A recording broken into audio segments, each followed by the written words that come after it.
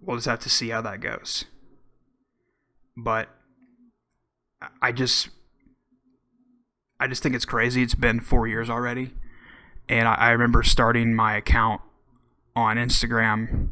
I went back and scrolled yesterday, and it was September 5th, 2016, I started the account. Funny Rednecks over on Instagram. I had no idea what like Politigram was or political stuff. What like I didn't really know.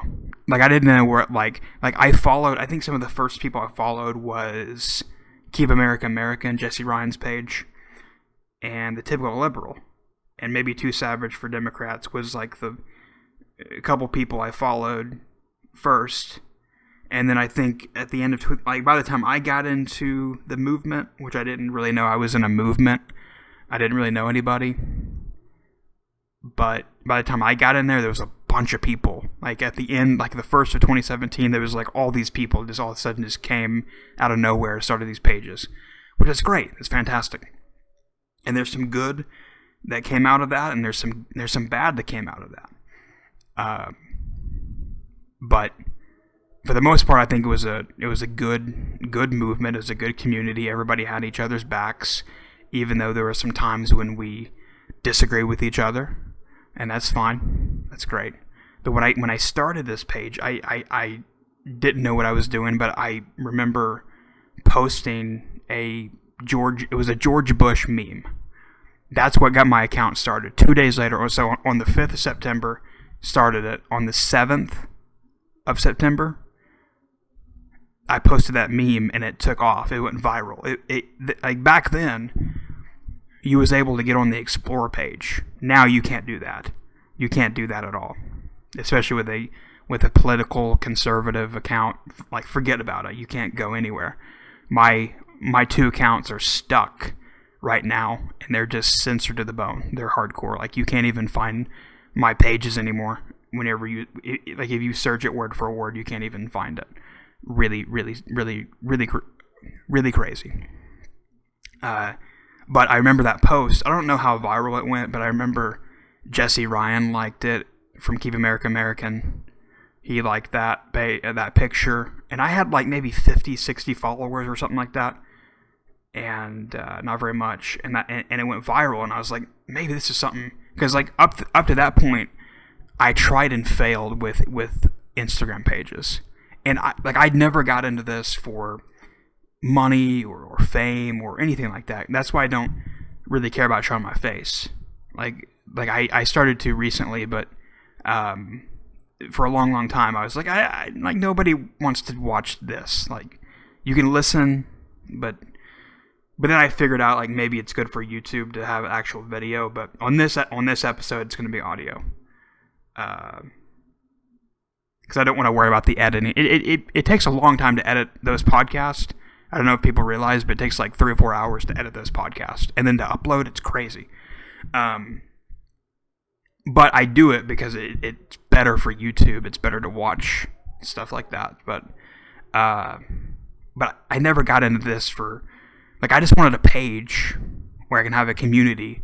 Because I was posting this type of content on my personal page. And I wanted that type of content on another page, but I started it not knowing where it would go, and then 2 days later it took off, and it was just that's how that happened. And I went through several name changes over the years.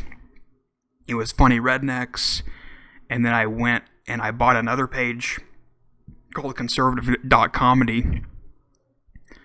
And that went crazy. I grew that page from like 5,000 followers to 50,000 in a matter of months.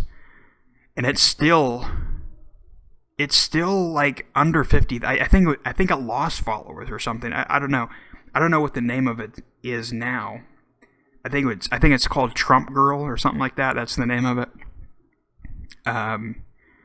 But anyway, I kind of used that page, and I created original content, original memes, and I was able to grow that page through that. And that was whenever the censorship wasn't that bad, and you was able to like take your post and go viral with it. Like I remember one video had like 100,000 views, and I thought, man, this is freaking crazy.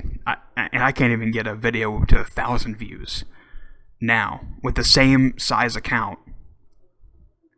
It's just crazy. So it just goes to show you in the past couple years the censorship on Instagram, like with the same size account, is just so different.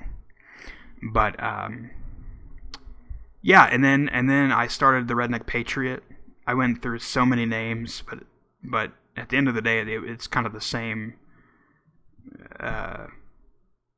mission, is to educate people and reach people and teach people about certain things and let people know about this through memes or through videos. And I really focused on video content like the past couple years, because I think, like, I like IGTV videos.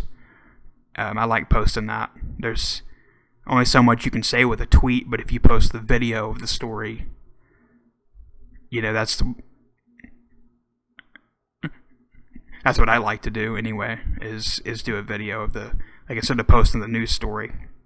I don't always do that, but that's what really helps your account if you're looking to grow, is post videos. But yeah, it's been a crazy 4 years. It's been a long ride, and I think, like I said, the best thing about this community is, like, everybody is kind of together. Everybody kind of has each other's back. And I, you know, when I first started, I had, like, I don't know if anybody out there remembers Instagram pages with partners. This was back in 2016, 17, 18.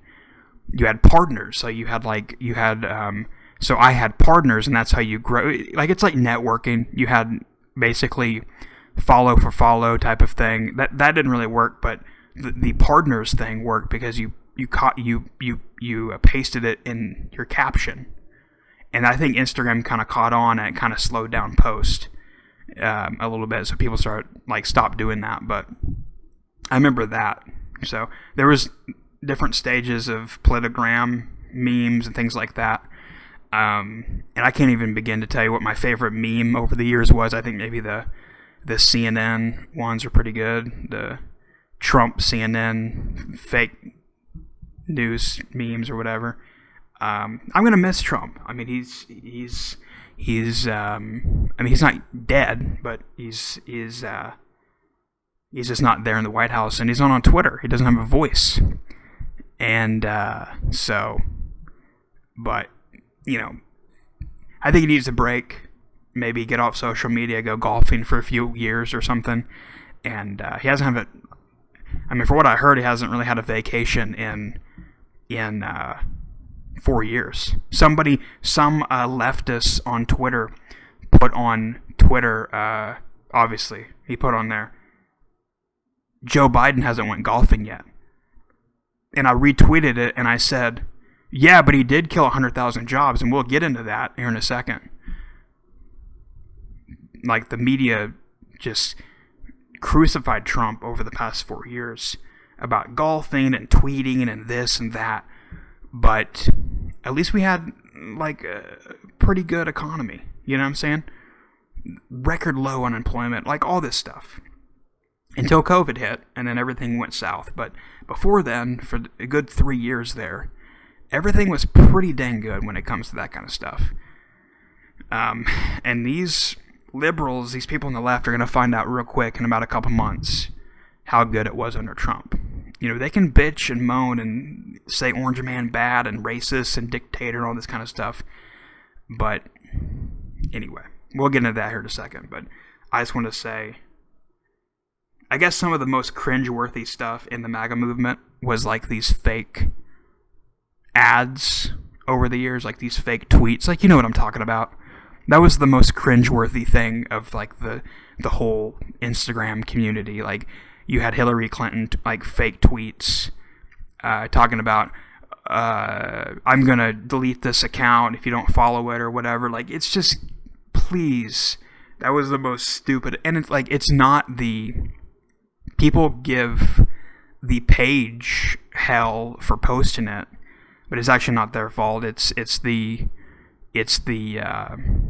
person who bought the ad is fault. But they can kind of I sold ads before, and I told people I'm not gonna post that. That's stupid. So, but that was the most cringeworthy. And you know, the right always, you know, their biggest slogan is like facts over feelings. Like Ben Shapiro is like the biggest guy in the movement, and he's like facts over feelings. Like, it's like, that's a famous line in like conservative world, but sometimes people on the right get things wrong, and I get things wrong all the time. But this tweet that's going around right now, Black Lives Matter, saying, let me see if I can. Well, I don't know if I can pull it up, but I saw this tweet. It's going around on Instagram right now. Black Lives Matter apparently tweeted, "I'm regretting my decision for supporting Biden." And all it takes is 5 seconds to look up their Twitter, and the tweet's not there. And everybody's posting it like it's a real tweet. Maybe it's a real tweet, I don't know. But I went to their Twitter, it's not there. So all these pages are posting it, and, you know, I totally understand when you post something like that, it goes viral on your page, and it has really good engagement on your page. So that's why these pages post that kind of stuff, right? Is with the engagement. The engagement is really high because everybody knows it's a fake tweet, but the person who posts it plays dumb. And I've been there before, right?